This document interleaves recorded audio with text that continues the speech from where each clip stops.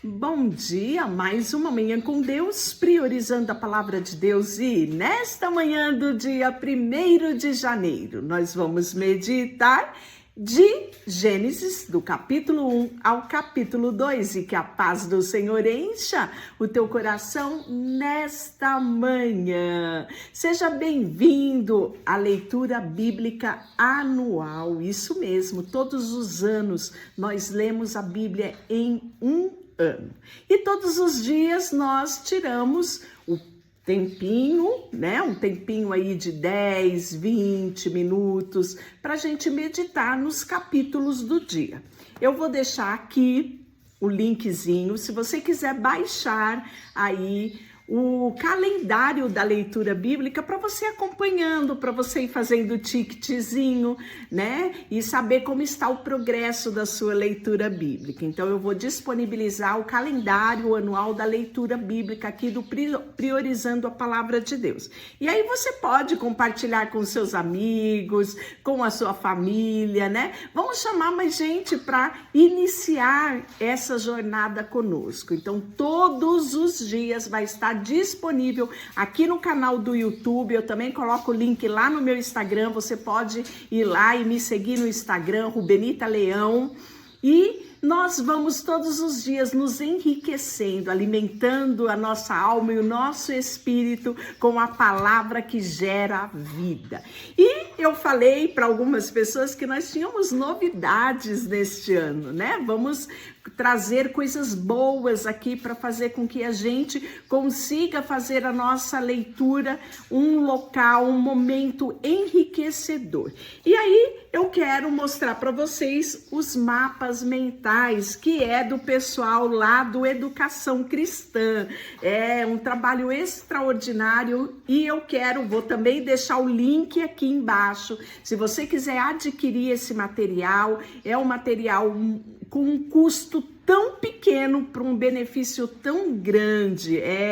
Você pode clicar aqui, eu vou deixar o link para que você possa adquirir também esse material. E ele vai ser muito útil, não só para enriquecer a sua leitura bíblica, mas também se você dá aula na escola dominical, se você vai às vezes, né, montar alguma pregação ou na sua célula, incentivar os irmãos a ler a Bíblia. Esse material é maravilhoso. Olha, nós vamos começar falando do Antigo Testamento. O Antigo Testamento, ele é dividido, né, no Pentateuco, que são os 5 primeiros livros da Bíblia. Vou deixar aqui para você ver isso. Os livros históricos, os livros poéticos, os profetas maiores e os profetas menores. Então, hoje nós vamos iniciar nossa leitura com o Antigo Testamento, que são 39 livros. E nós vamos iniciar com Gênesis, né? Vou disponibilizar aí o mapa do livro de Gênesis. Vou colocar também lá no Instagram. Quem escreveu o livro de Gênesis foi Moisés, né? Todo o Pentateuco, os 5 primeiros livros, que para o judeu é a Torá, né? Os livros da lei. Ele tem 50 capítulos. Ele foi escrito numa data de mais ou menos 1446 a 1406 antes de Cristo, possivelmente ali no período do Êxodo. Moisés começou a escrever o Pentateuco, né?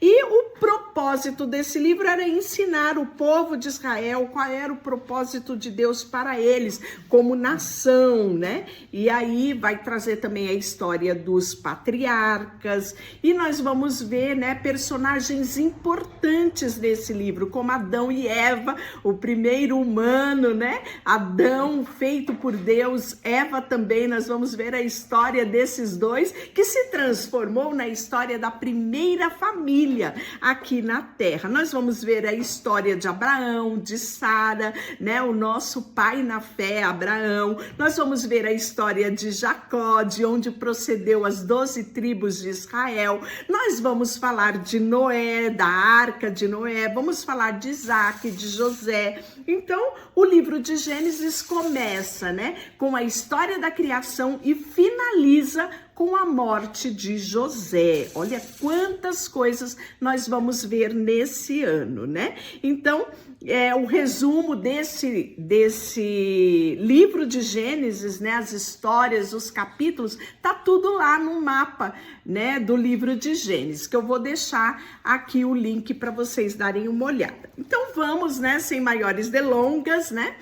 Criação do céu e da terra e de tudo o que nele há, né? Então aqui responde o grande questionamento da humanidade. Muitas pessoas têm aquela crise existencial, né? Por que estão aqui? De onde vieram, né? E Gênesis, ele traz esse esclarecimento para nós. Ele vai nos falar, né? Quem somos, de onde viemos e para onde nós vamos. Tá tudo aqui no livro de Gênesis. E nós vamos ver o início de todas as coisas. Gênesis significa princípio, criação, início de todas as coisas. Então, origem, né? Para ser mais exato.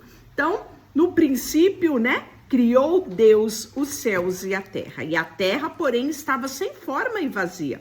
E havia trevas sobre a face do abismo. E o Espírito de Deus pairava sobre as águas. Em outra versão, sobre a face das águas. E disse Deus, haja luz. E houve luz. Então, tudo se inicia com o agir de Deus sobre a terra. E eu creio também que na nossa vida, o agir de Deus é essencial. É necessário que seja declarado sobre a nossa vida a luz de Cristo, a luz que resplandece e ilumina, né, as trevas. E aí você vai ver aqui, e viu Deus que a luz era boa e fez separação entre a luz e as trevas. Olha que coisa interessante. Deus não extinguiu as trevas, ele apenas separou a luz das trevas.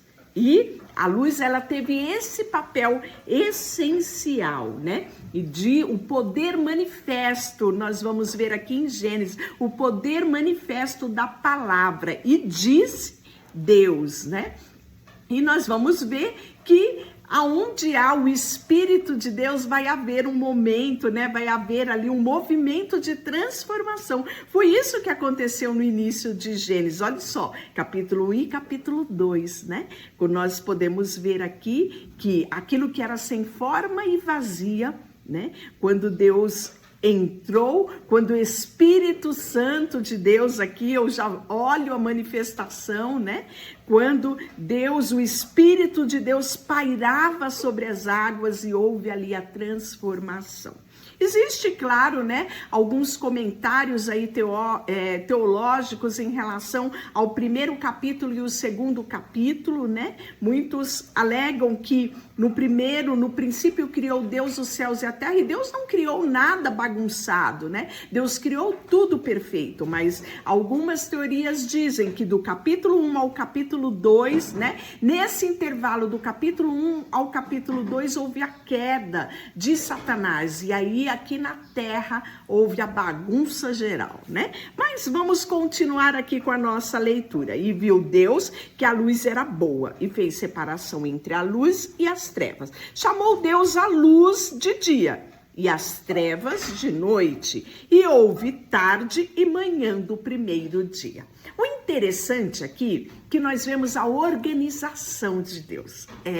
Ele é a nossa principal inspiração na administração do nosso tempo. Aqui em Gênesis 1, 2, ele nos dá uma aula de como devemos administrar o nosso tempo, de como devemos ser organizados. Não é por um acaso que ele coloca como ele criou a terra, dizendo para nós, olhe, dá tempo de fazer tudo. Basta tão somente você ser organizado, basta tão somente você planejar. Provérbios diz que nós devemos fazer plano e Deus vai dirigir os nossos passos, não é? Então, ele nos ensina, nos dá esta aula aqui de administração do nosso tempo. Olha só, então no primeiro dia, né? Ele fez essa luz, haja luz, declarou isso, fez separação. No segundo dia, o texto fala que houve o espaço, né? Ele fez ali a separação das águas dos céus, as águas da terra e as águas do céu. E assim aconteceu, ele criou o espaço para separar as águas da terra e as águas do céu, e ele chamou esse espaço de céu. A noite passou e veio a manhã, encerrando assim o segundo dia. E aí nós vamos ver que ele continuou a criação, né? E o texto fala que ele juntou as águas que estão debaixo do céu em um só lugar. E apareceu a parte da terra seca, não é? E Deus chamou a terra, a parte seca de terra, e a parte de água de mares. E aqui isso foi no terceiro dia. Produziu vegetação de toda espécie de plantas, semente, árvores, que dava inclusive semente, frutos, não é? A semente vão produzir, né, novas árvores conforme a sua espécie, e as sementes produzirão plantas e árvores, cada um conforme a sua espécie. E a noite passou e veio a manhã, encerrando-se assim o terceiro dia. O quarto dia, nós vamos ver que Deus, né, criou duas grandes luzes, a maior para governar o dia e o menor para governar a noite. E ele criou também as estrelas, né? Então aqui nós estamos falando do sol, da lua, para separar dia e noite, e criou também os luminares, a estrela, né? E a noite passou e veio o encerramento do quarto dia. Já no quinto dia, nós vamos ver que encheu-se as águas de seres vivos e os céus, né, das aves que voam acima da terra. Então ele criou grandes animais marinhos, criou todos os seres vivos que se movem nas águas, uma variedade de aves, cada um conforme a sua espécie. Deus viu que isso era bom, né? Todos os dias ele olhava a criação, tudo que ele havia criado, e ele falava: isso é bom, né? Ele finaliza o dia com um coração grato, dizendo que era bom todas aquelas coisas. Então, Deus os abençoou e diz: sedes férteis e multipliquem-se, que os seres que encham o mar e as aves que multipliquem-se na terra. E aí chegou a noite e a manhã e encerrou-se o quinto dia. Então Deus disse: produz a terra grande variedade de animais, cada um conforme a sua espécie. Os animais domésticos, animais que rastejam pelo chão, os animais selvagens, e assim aconteceu. Deus criou uma grande variedade, né, desses animais selvagens e também dos domésticos e dos que rastejam pelo chão. Cada um conforme a sua espécie. Viu Deus que era bom. Então Deus disse: façamos o homem conforme a nossa imagem e conforme a nossa semelhança, e ele dominará sobre os peixes do mar, sobre as aves do céu, sobre os animais domésticos, sobre todos os animais selvagens da terra, sobre os animais também que rastejam pelo chão. E aí Deus criou os seres humanos à sua própria imagem, e Deus o criou homem e mulher, assim Deus os criou. Então Deus os abençoou e disse: sejam férteis, multipliquem-se, enchem, governe a terra, domine sobre os peixes do mar, sobre as aves do céu, sobre todos os animais que rastejam no chão. Então disse: vejam, eu lhes dou todas as plantas como semente, de toda a terra e todas as árvores frutíferas, para que te sirva de alimento. E aí nós vamos ver que nós finalizamos aqui, né? Viu que Deus, tudo que tinha feito era muito bom, né? Todos os dias ele falava: é bom. Quando ele fez a humanidade, ele diz, né? O homem e a mulher, conforme a sua imagem e semelhança, ele disse: foi muito bom. E assim nós finalizamos o sexto dia da criação. E A palavra diz, né, que ele descansou ao sétimo dia. Até nisso Deus colocou no planejamento dele, para você e eu sabermos que é importante termos um dia de descanso, não é? Aqui ele colocou o sétimo dia. Normalmente utilizamos o domingo, não é? Normalmente ninguém trabalha no domingo, somente quem faz escala, mas sempre tem um dia de descanso. Isso é para nos lembrar, e Deus fez questão de registrar esse dia de descanso na criação. E aí, o capítulo 2, né? Eu até li na Nova Versão Transformadora, que ele traz muito bem detalhado. E o capítulo 2, nós vamos ver que foi acabado o céu e a terra e todo o seu exército, tudo que nele tinha que ser criado. E havendo Deus terminado o dia sétimo da sua criação, que fizera, descansou nesse dia de toda a obra que tinha feito. E abençoou Deus o sétimo dia, né? Ficou porque nele descansou de toda a obra como o Criador o fizera. E aí ele vai trazer agora detalhado no capítulo 2 a formação do homem. Esta é a gênese dos céus e da terra, quando foram criadas, quando o Senhor Deus os criou. Não havia nenhuma planta de campo na terra, pois ainda nenhuma erva do campo havia brotado, porque o Senhor não fizera chover sobre a terra. E também não havia o homem para lavrar o solo, mas uma neblina subia da terra e regava toda a superfície do solo. Então formou o Senhor Deus ao homem, sabe da onde? Do pó da terra. Tá aqui no versículo 7 do capítulo 2. E lhe soprou nas narinas o fôlego de vida. O homem passou a ser alma vivente. Então aqui nós percebemos, né, como é a criação de Deus, né? Ele fez o homem conforme a sua imagem e semelhança, Deus Pai, Deus Filho, Deus Espírito Santo. Ele criou o homem triuno, um espírito, uma alma e um corpo. Assim Deus formou o homem. E aí ele fala, né, que ele plantou esse homem ali no jardim, né?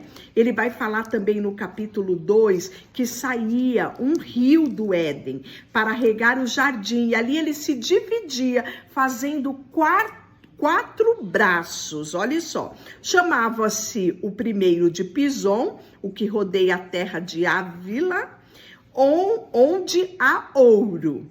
O ouro dessa terra é bom, e também se encontra lá o bidélio e a pedra de ônix. O segundo rio chama-se Gion, é o que circunda a terra de Cuxi. E o nome do terceiro rio é Tigre, o que corre pelo oriente da Assíria. E o quarto é Eufrates. Então, o mais comum que a gente ouve durante toda a história, né, é o rio Tigre e o rio Eufrates, né? E aí nós vamos ver que o Senhor tomou, pois, o Senhor Deus ao homem, o colocou no jardim do Éden para cultivar e guardar esse jardim. E o Senhor deu a ele esta ordem: de toda a árvore do jardim comerás livremente, mas da árvore do conhecimento do bem e do mal não comerás, porque no dia em que dela comeres, certamente morrerás. E aí, no versículo 18, nós vamos ver, para finalizar, né, a formação da mulher. Então, Deus criou o primeiro homem, ele habitou aqui na terra, né? Eu acredito que foi maravilhoso essa experiência do homem sozinho aqui nessa terra, dando nome aos animais, convivendo ali com toda aquela harmonia da natureza. E aí disse mais o Senhor Deus: não é bom que o homem esteja só.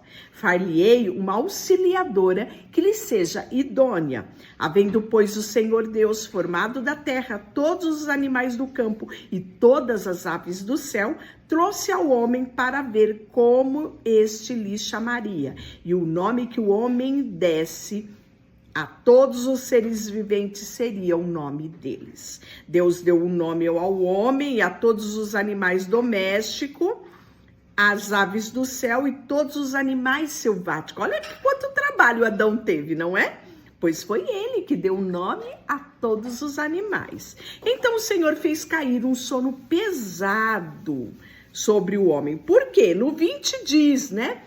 Todos os animais selváticos, né? O homem via que tinha companhia, mas não se achava uma auxiliadora que lhe fosse idônea.